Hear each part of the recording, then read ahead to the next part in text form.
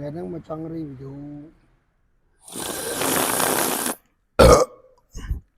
តិចកុំញ៉ាំញឹកពេកហ្គាសតិចកូកាក៏នៅមានរសជាតិហើយក្លិន cherry ហ្នឹងហើយបងអញ្ចឹងពាក់ព័ន្ធជាមួយនឹងកូកា cherry នេះខ្ញុំតែមិនឃើញវាលើកដំបូងអញ្ចឹងខ្ញុំមិនដឹងថាបងប្អូនណាក៏ភ្លក់ហើយឬក៏មិនទាន់បានភ្លក់ឥឡូវនេះខ្ញុំភ្លក់សិនដោយសារខ្ញុំ fan កូកាជិត20ឆ្នាំហើយឥឡូវហ្នឹងខ្ញុំ26អញ្ចឹងចាំមើលតើរសជាតិវាមិនដែរអានេះវា calorie របស់វា150កាឡូរីប៉ុន្តែចំណូលទឹករបស់វាហ្នឹងវា355 ml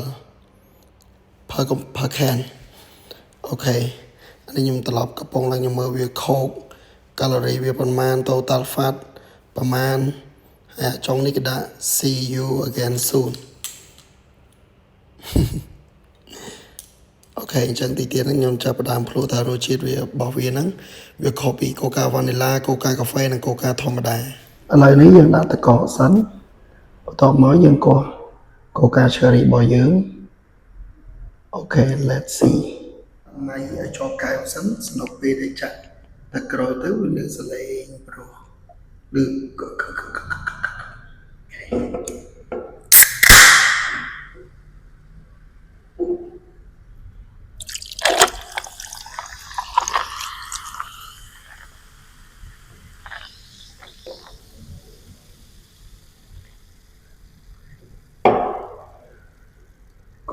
cherry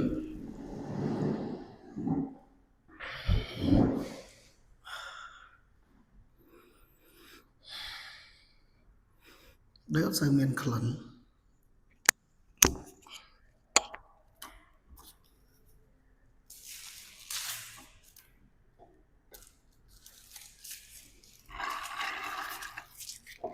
នេះយើងចាក់ចូលទឹកកកសិនហ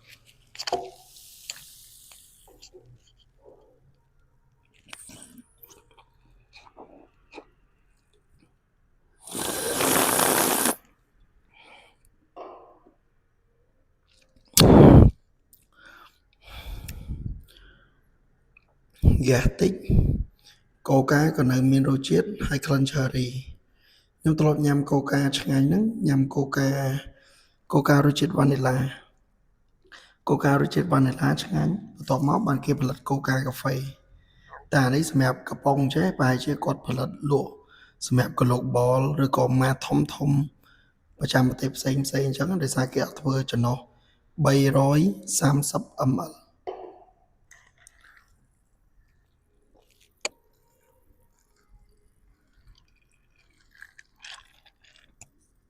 អានេះញ៉ាំច្រើនក៏វាមិនសូវល្អដែរប៉ុន្តែអានេះគាត់តែយើងភ្លក់តិចកុំញ៉ាំញឹកពេក